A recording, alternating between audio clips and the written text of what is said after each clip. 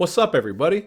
It's Luke James, not the singer. If you're looking to get your music reviewed, you can hit up this email that's right here.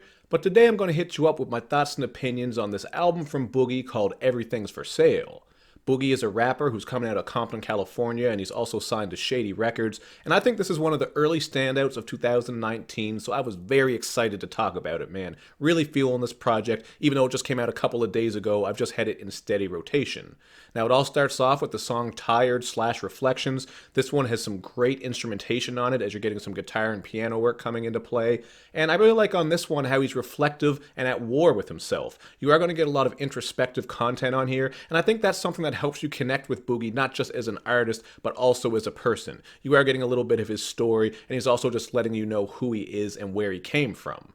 This song actually flows nicely into the next track called Silent Ride. This was one of the singles, and this beat is so smooth. I love those flutes that are in the back of it because they add a very mellow vibe. And this time around, he's battling demons in his head. He's feeling detached, just some more of that introspection. He's really speaking on some of the things that he's dealing with, as well as some bullshit he's going through with some girls, which is a topic that does come up many times throughout this project. Like on LOL, SMH, this one says it's an interlude, but really it is a full song. And on this one, he's just speaking on how there's lots of communication issues that people can get involved into when they're in a relationship. Relationships can turn toxic, and sometimes you're just stuck in it for whatever reason. He really does a good job of painting these pictures and letting you know what it's like being in a relationship like that. In particular, I'd say the song Whose Fault does the best job, as this is showing you what it's like to co-parent with someone when you're just butting heads all the time.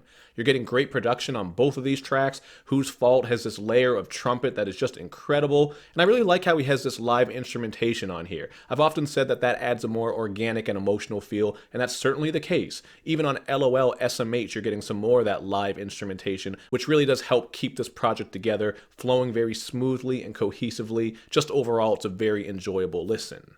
And part of that has to do with Boogie's singing style. He has a very raw and somewhat raspy cadence, and I actually like that over auto-tune or overproduced vocals. This is something you guys hear me talk about a lot. I always say that I'd rather this type of sound because it has emotion in it, and it also gives you that unique flair. So this is a perfect example of an artist who's doing that. Like if this shit was auto-tuned, he'd just sound like a bunch of other people out there. But the way he's singing this way, even though it is a bit raw and scratchy at times, it really is unique. I love the way that it sounds, and it's very catchy. So you're going to pick up on this, especially on Swapmeet and Skydive 1 and 2, the second of which does have a black feature on it that's pretty solid. I know he's an artist who I don't really praise too often, but he did fit in nicely here. And again, these tracks have some very smooth backdrops that are laced with guitar. I love the production on here. I feel like I'm saying that over and over, but I just want to stress that because I did love the sound of this.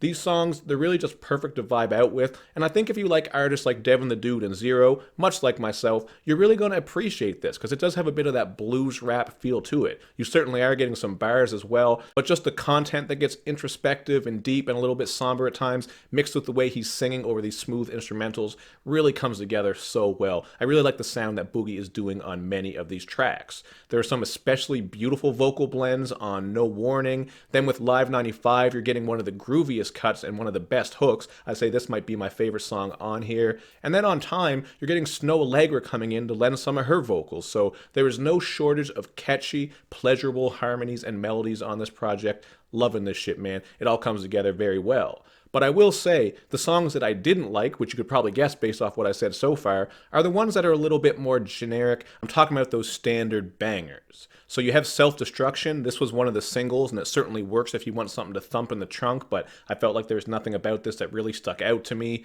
Then you have the song Soho with Jid. This possibly might grow on me, because of course Jid is coming through with some nice flows, but production-wise I thought the beat was kind of clunky. We'll see where it goes, but as of now I'm not really coming back to this track. And then, of course, with the song Rainy Days, we're getting another pretty generic banger production-wise, and one of those standard long-ass Eminem features where he goes on and on and on. Certainly works some nice flows and technical skill. We all know that about Eminem, not taking that away from him, but you are going to get some groaners when it comes to the lines. Of course, he has a bar out here where he calls out Bill Cosby's sexual assault victims. Then he has another bar where he's making some wordplay on fuck what you heard and fucking sheep, like if you were a shepherd. You know how it goes with Eminem. He's always going to say some silly shit like that. that. So, this is just one of those features that if you want one of these long ass crammed together verses from Eminem, you're going to love it. If not, it is what it is. I just feel like these verses don't really fit into anything. Like, it doesn't fit into any theme or anything. It's just kind of Eminem going off. But hey, man, that's basically what he does. So, as I already said, I think this is one of 2019's early standouts. I really like this one. So I'm going to go with a 4 out of 5, man. Really loving those smooth joints. I know I'm going to be coming back to those many times throughout this year. So that's a big part of why I love this one so much. And hopefully you check it out and maybe you'll enjoy it too.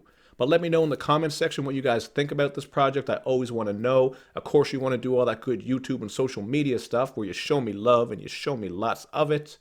Thank you for watching, everybody. I will see you next time.